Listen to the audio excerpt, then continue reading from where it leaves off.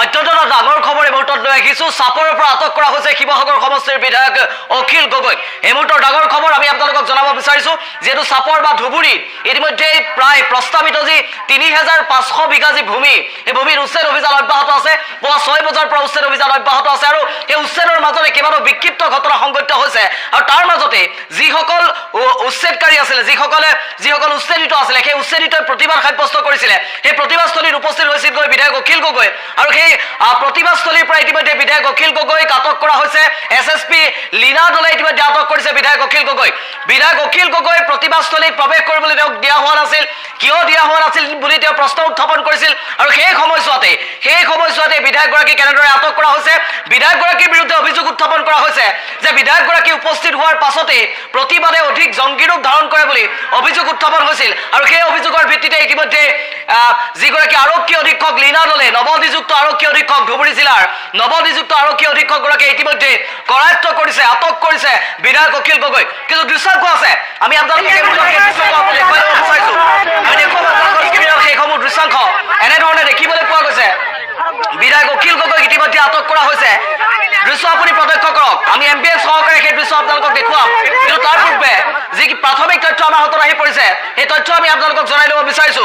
আটক কৰাৰ পাছত বিধায়ক অখিল গগৈয়ে ছ'চিয়েল মিডিয়া যোগে, সামাজিক মাধ্যম যোগে তেওঁ ইতিমধ্যে এটা পোষ্ট প্ৰদান কৰিছে। তেওঁ সেই বিশেষ পোষ্টটোত কেইবাটাও মন্তব্য উল্লেখ কৰিছে। আমি জনাইছো এই মুহূৰ্তত এই খবৰ। অখিল গগৈয়ে যি বিশেষ পোষ্ট দিছিল সামাজিক মাধ্যম যোগে, তাত তেওঁ উল্লেখ কৰিছে, বহু বুদ্ধি কৰি বাছে মটৰ চাইকেলৰে আহি চাপৰৰ উচ্ছেদ চলাই থকা এলেকা পালোহি। ধুবুৰীৰ SPয়ে এতিয়া আটক কৰি মোক চাপৰ থানালৈ লৈ গৈছে। এয়া হৈছে অখিল গগৈৰ সামাজিক মাধ্যমৰ পোষ্ট। আমি আপোনালোকক MBS সহকাৰে সেই দৃশ্যাংশটো এই মুহূৰ্তত পোনপটীয়াকৈ দেখুৱাই ল'ব বিচাৰিছো।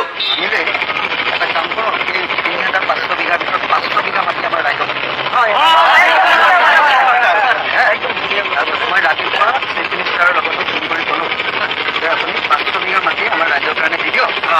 চব মানে এক কথা মাটি লৈ মই চেষ্টা কৰি আছো। দুটা কৰি আমি যাতে ঘৰ বনাই ইয়াতে থাকিব। আমাৰ ৰাইজৰ যিখিনি মানুহ ইয়াত আছে, যিখিনি ঠাই দি আছে, তাতে কোনো যাতায়াতৰ কমিউনিকেশ্যন বেয়া। তাতে মানে ব্ৰহ্মপুত্ৰত এইবিলাক সিদিনা এইদিনা পানী মানুহ যাব নোৱাৰে। যাতে ইয়াৰ পৰা দিয়ক। তেওঁ কৈছে যে আপুনি মোক এতিয়া এইমাত্ৰ লিখি দিয়ক, মই এতিয়া CMৰ লগত কথা পাতিম।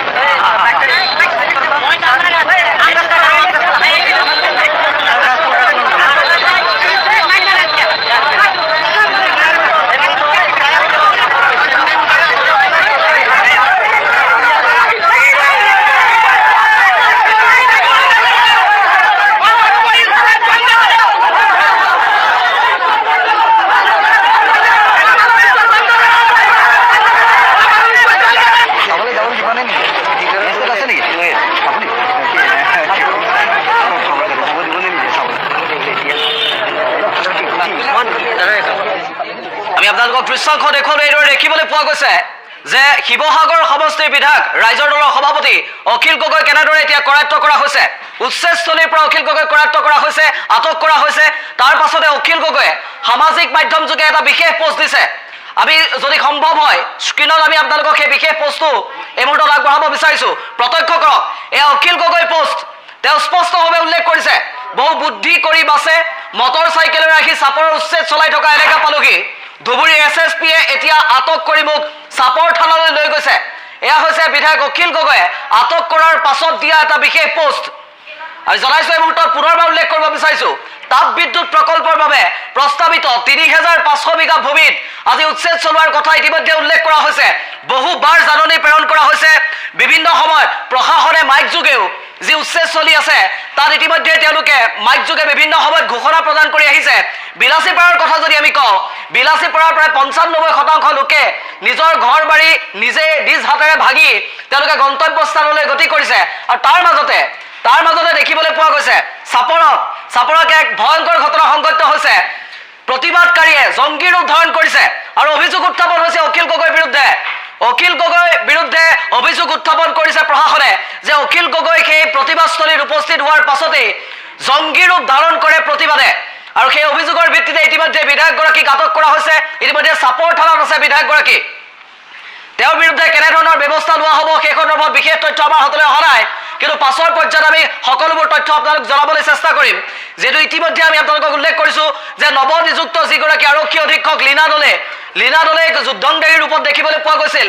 আজি পুৱাৰ ভাগৰ পৰিস্থিতিৰ কথা যদি আমি কওঁ, পুৱাৰ ভাগৰ পৰিস্থিতি কেনেধৰণৰ যে হাজাৰ হাজাৰ যি আৰক্ষী অৰ্ধসামৰিক বাহিনীয়ে সমগ্ৰ যি উচ্ছেদস্থলী, সেই উচ্ছেদস্থলীত তেওঁলোকে কোনো ধৰণৰ অপ্ৰীতিকৰ পৰিস্থিতি হ'ব নোৱাৰাকৈ সমগ্ৰ উচ্ছেদস্থলীত তেওঁলোকে এক প্ৰকাৰ বেষ্টনী গঢ়ি তুলিছিল।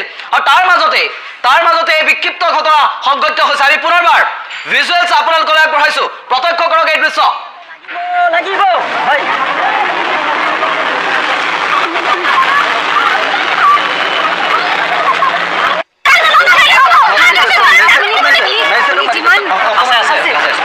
খালি এটা বস্তু কৰিব, আপুনি